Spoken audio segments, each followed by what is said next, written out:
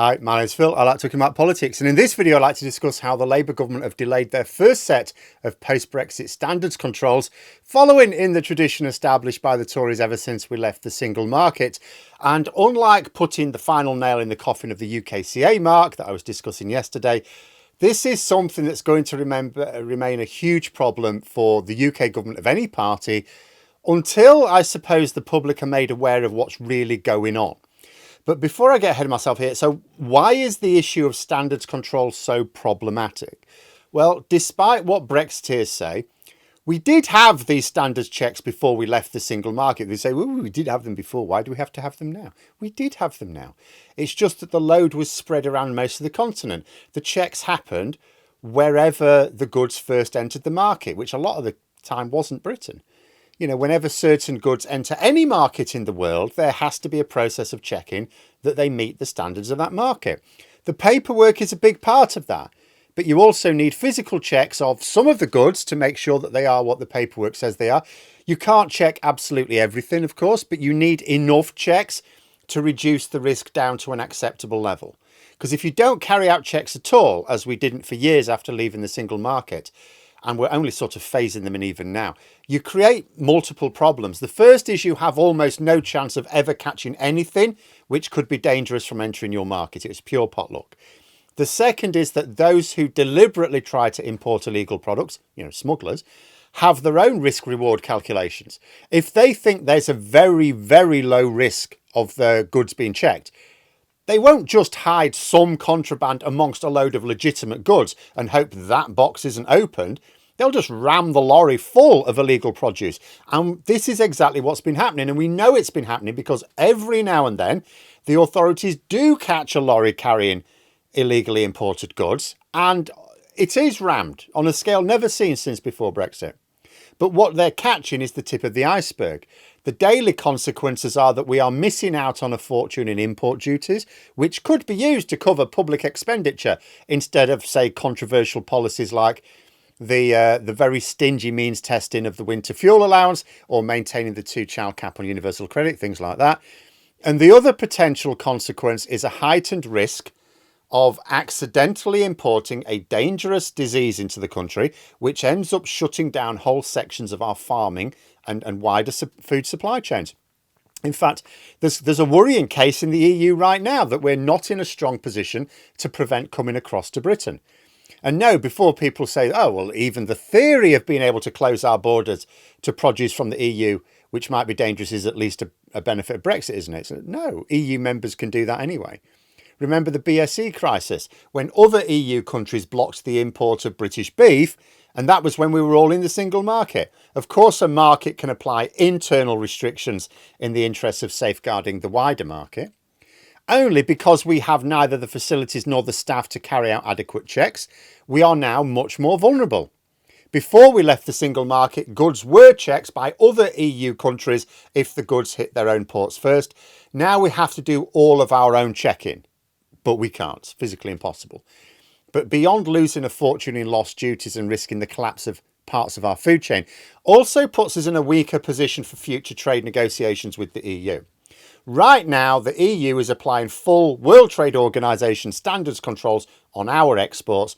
We are not applying anywhere near the same level of checks against the EU's exports to us, which means that it's easier for an EU supplier to export to Britain than it is a British supplier to export to the EU. All trade negotiations work on the basis of a mutual reduction of trade barriers, but our trade barriers on EU products are already lower than theirs for us, which means we have a very weak hand in terms of negotiating improvements.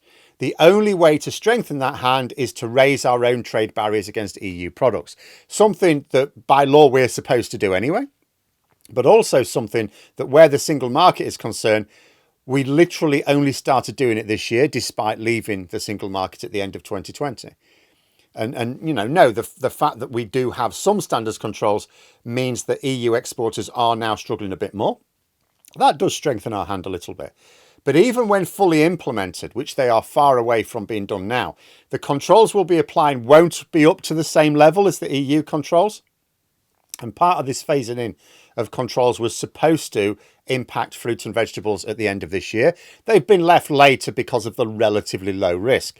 However, even this schedule has now been extended by the Labour government until next July. And come next year, do you know what? I think they may well announce another extension. And why? Because as soon as you raise trade barriers, yes, you make your market safer. Yes, you make life harder for smugglers. And yes, you strengthen your hand for future trade negotiations. But you also increase the cost of doing business and you create potential bottlenecks in the supply chain, leading to shortages. Remember when we couldn't get tomatoes and that daft Tory minister suggested we just use turnips instead? And then I started calling turnips Brexit tomatoes. And that was before we started introducing standards controls. Once we introduce our own proper controls, these sorts of shortages will become more regular because they'll be more likely. And this is where there's a huge political problem, because the public don't really notice if smugglers are fleecing us. And if the media aren't pointing it out to them, they're not aware of it at all. And they don't really think about negotiating positions in trade talks. It's boring. They will notice a dangerous disease if it gets into our farms, but it's not on the minds of most people until it happens, by which time it's a major disaster. But price increases and shortages, yeah, people are going to notice that immediately. So there's this huge political pressure to avert the short-term problem at a cost of the long term. And the Labour government, just like the Tory government before it, are justifying the further delay on the basis that they're worried the moves will hit food prices.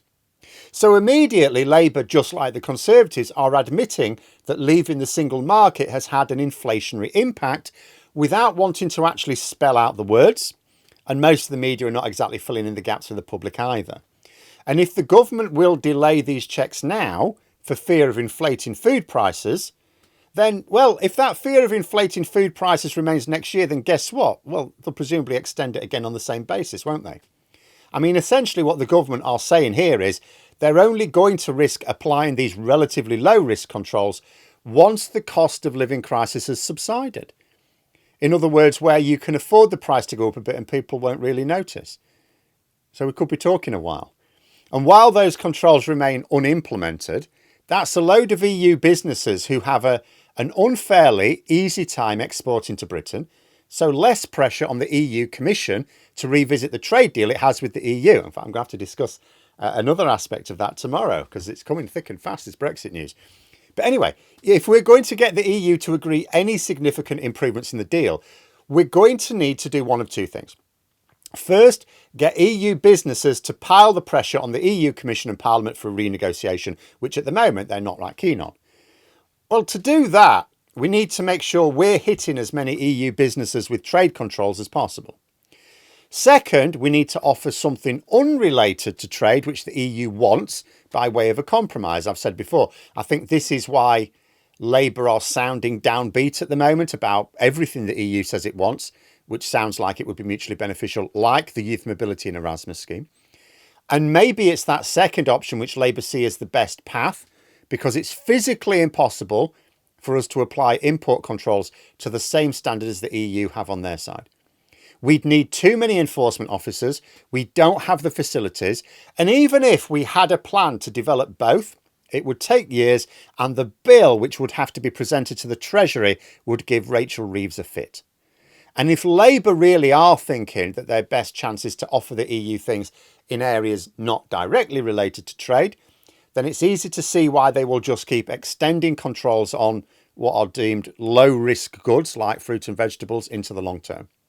I would not be at all surprised if these checks are extended again next year.